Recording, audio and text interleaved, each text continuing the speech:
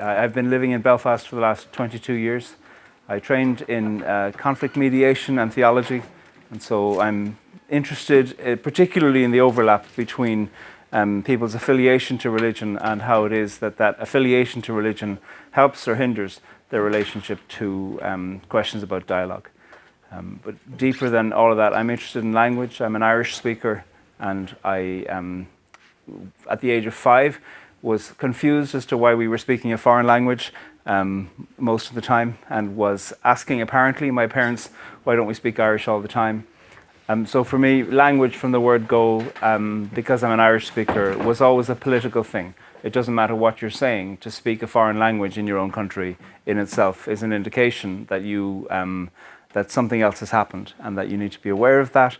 And living in the north these days, where there isn't still proper provision for the protection and the promotion of the Irish language, sometimes people speak about the politicization of the Irish language, which drives me insane as a phrase, because it implies that English isn't a political language, and it also implies that languages shouldn't be political. Of course they should be. If a language is not political, well then it's not a language. All language is political because of what we say and what language we say and how we say it.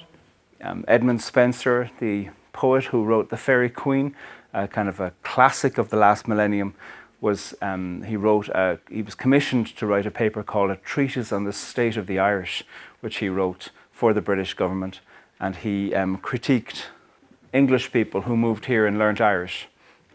This is a paper that's about 400 years old, because he said you shouldn't do that.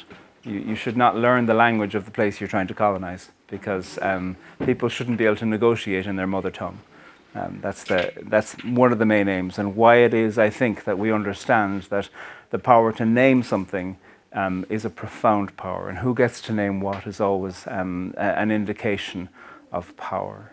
I think in the context of this, that the poets who wrote what we now can call the first chapter of the first book of the Hebrew Bible understood something about power and naming, because the first thing that they gave to the God of that text is the power to name. And so from that point of view, it isn't just a piece of poetry or a piece of theology.